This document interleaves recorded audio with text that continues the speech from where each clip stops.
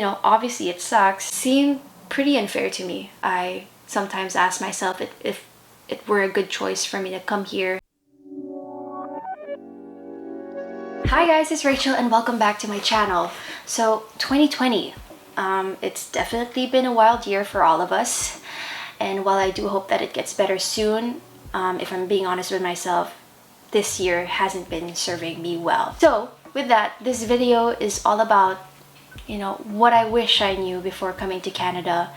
And it will be quite different because unlike my other videos where I do emphasize the pros of coming here, right now I'm going to reveal the ugly truth about immigrating to Canada. So with that, I hope that you're all relaxed. Let's not waste any more time and let's jump right into it. Okay, so let's rewind and give you guys a backstory about the milestones that I've reached so far. The first thing I did was to apply for a study permit, and then I went on to take a one-year program at BCIT. Right after graduation, I submitted all my documents for the post-grad work permit application. So I submitted my post-grad work permit right away because there's this policy where I could start working full-time right after I submit my post-grad work permit application. The beauty about this is that you can start working full-time like the next day, even while you're waiting for a decision on your post-grad work permit application. This gives me a head start on meeting the requirements for permanent residence under the Express Entry, specifically the Canadian Experience class. Let me emphasize that Express Entry is a points-based system that ranks you according to your age, your English proficiency, your study and or work experience in and outside of Canada, and much more. The minimum criteria to qualify for Express Entry is to meet the following requirements. Number one is to meet at least CLB 5 on your IELTS exam. So CLB stands for Canadian Language Benchmark, which is basically a scale that measures your language ability in English. So I scored higher than the minimum requirement. I got a CLB score of 8, which meant I scored 7 and above in all the categories: reading, listening, writing, and speaking for my IELTS exam. This is quite important because the higher you score in your IELTS exam, the higher points you get for Express Entry. So don't aim for the minimum requirement. If you can get the highest score, aim for that instead. Second requirement is having at least 1 year full-time work experience in Canada or part-time in equivalent. And lastly, number 3 is to work a job with a NOC or a National Occupation classification of B, A, or 0. Basically means you have to work either a technical, a professional, or managerial job. When I got my job, I worked a full-time position as a program assistant, which fell under NOC B, or it's considered a technical job. I stayed there for over a year because remember, when I submitted my documents right away, I could start working full-time, and the decision on my application came 3 months after, which meant I had a 3-month head start plus an additional 1 year to work full-time here in Canada. On the day that I met the requirements for Express Entry, I quickly created a profile to join a pool of candidates to wait for an invitation to apply for PR. Let me just emphasize that you can only apply for PR once you've received an invitation from IRCC. So you can't apply for a PR yourself. The invitation must come from IRCC if you're applying for PR under Express Entry. So now, this is where it all started going south. First off, I didn't know that you could not renew your post-grad work permit. Apparently, the post-grad work permit is only issued once, and once you get it, that's it. This is why I was emphasizing that I wish I studied longer, because that meant I would have gotten a longer post-grad work permit. And once I figured out that I couldn't renew it, I had to look on other ways of extending my work permit. So I found out 2 ways. First one is by getting a bridging open work permit. To qualify for this, I needed to have already submitted a PR application while I had a valid work permit that is about to expire in 4 months or less. But at at the time, I was already struggling with getting an invitation to apply. That's because my scores were below the cutoff score. Months have passed and I still didn't get that ITA, and it was already near the expiry date of my work permit, and in knowing that, I knew that I had to forego that option. Second way of extending my work permit was to get an employer to sponsor me to work here.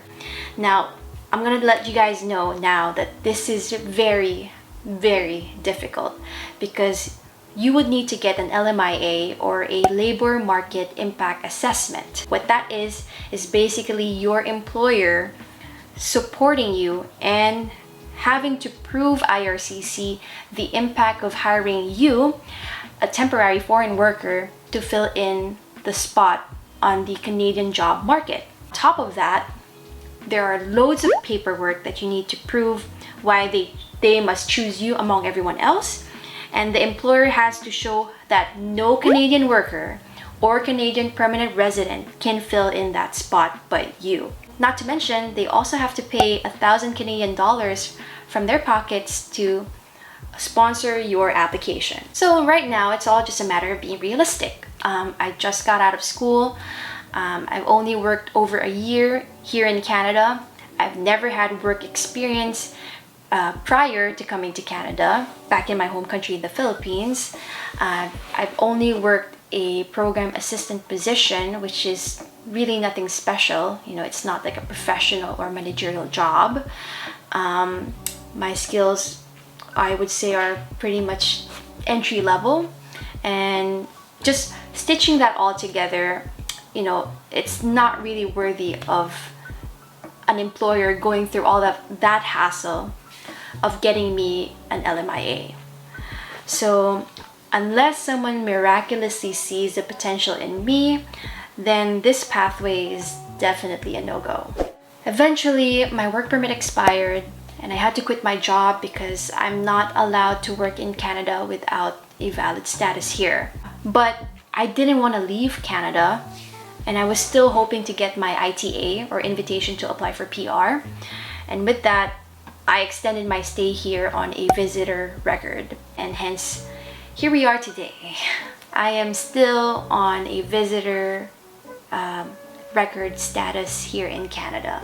So, like, Rachel, how are you coping all this time? Like, how do you feel right now? Well, you know, obviously it sucks because I gave my everything, right? And then suddenly, because of an immigration document telling me that I can't do this, I had to put a halt in all of my plans. With that, there were a lot of problems. First one is being income. You know, I was losing money just by staying here. I had to simplify my lifestyle in order for me to cut down on some of my expenses. So without the support that I've been getting from my family and friends, I would definitely be left with no choice but to go back home. I stopped working in January, so the beginning of this year, and then just a couple months later, COVID happened. So news of COVID broke out and I got even more paranoid. Because when I quit my job, I also lost all my health care benefits, which means if I got sick, I had to pay for all these medical expenses out of pocket with money that I don't have. To minimize this risk, I had to stay indoors on most days unless I needed to go out and run some errands, like get food or whatnot. Being forced to stay in one space was very challenging for me, because I hated the feeling of being stuck. Speaking of stuck, there were also a lot of moments where I questioned myself and my choices in life. You know, I sometimes ask myself if it were a good choice for me to come here, to invest everything, to drop everything, to lose the comfort of family and friends back home, to pursue some sense of fulfillment for myself, going to a foreign country or moving to a foreign country and starting life from scratch. Sometimes I realize, like, I work so hard to get this far, and then to realize that I only worked so hard to get this far, you know what I mean? Like, it seemed pretty unfair to me. And not to mention, I couldn't help but compare myself to other people's progress. Like, sometimes I think like my other friends are getting ahead in life because they're getting married, they're starting their family, or they have one already.